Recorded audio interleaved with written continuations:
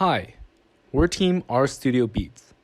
Our project is COVID-19 and jail releases in the #1 most incarcerated place in the world, Louisiana. COVID-19, a highly infectious disease, will spread like wildfire in the American jail system. The United States has the highest incarceration rates in the world. Some county sheriffs, judges, and governors have recognized this and have taken measures to allow for early jail releases. According to the Vera Institute, there's been a 20% national decrease in overall jail population. Many activists envision this as strong evidence to lead the larger movement to decarcerate American jails. In this project, we'll focus the scope of our research on Louisiana, the state with the highest incarceration rates in the U.S.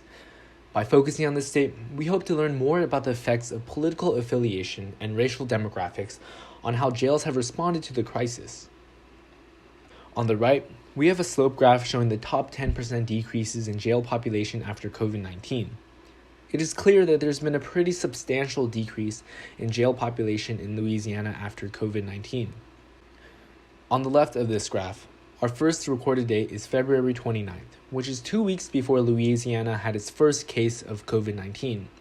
On the right, we've collected data from April 9th, more than a month after Louisiana's first case.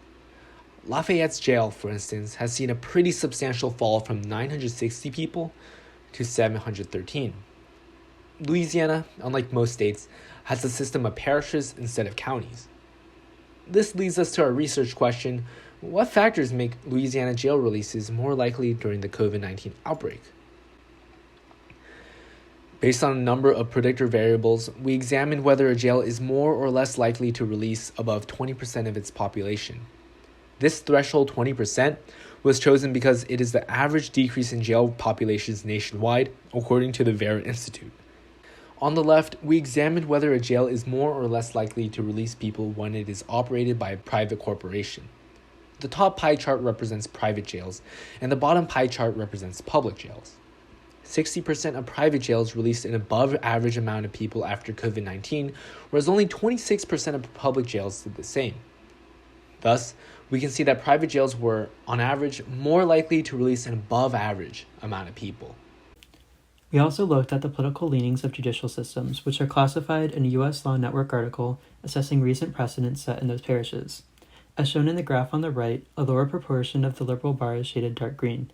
Dark green represents parishes that release an above average number of prisoners.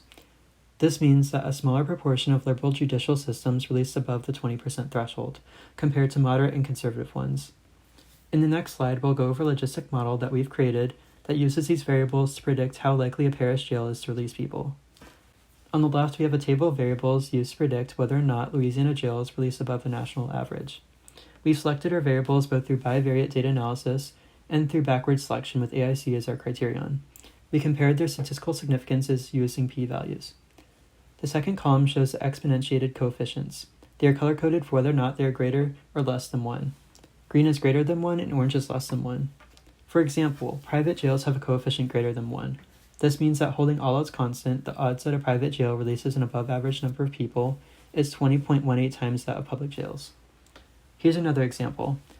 The coefficients for the percentage of black people in jail represent that for each percentage increase in black population, the predicted odds that a jail releases an above the threshold is multiplied by 0.9. Because this number is less than 1, jails with larger percentages of black people are predicted to have a lower chance of releasing above the threshold. The visualization on the right shows a choropleth map of the residuals using our model. As you can see, there are some parishes in white where we don't have enough data. If a parish is greener, it has a residual closer to 0. This is good because it shows that our model more accurately predicts the number of people released in those parishes' jails.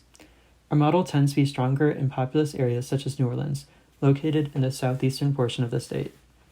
Although Louisiana is just one area suffering from a nationwide infection, it may reflect national trends related to the interactions between COVID and mass incarceration. Our model suggests just which type of jails that policymakers and academics should focus on in efforts to reduce the spread of coronavirus. There's a strong possibility that political environments, racial compositions, and the urban-rural divide in particular play a role in the actions of jail systems. Because of this, we suggest further investigation in how they interact with COVID and jail releases across the country.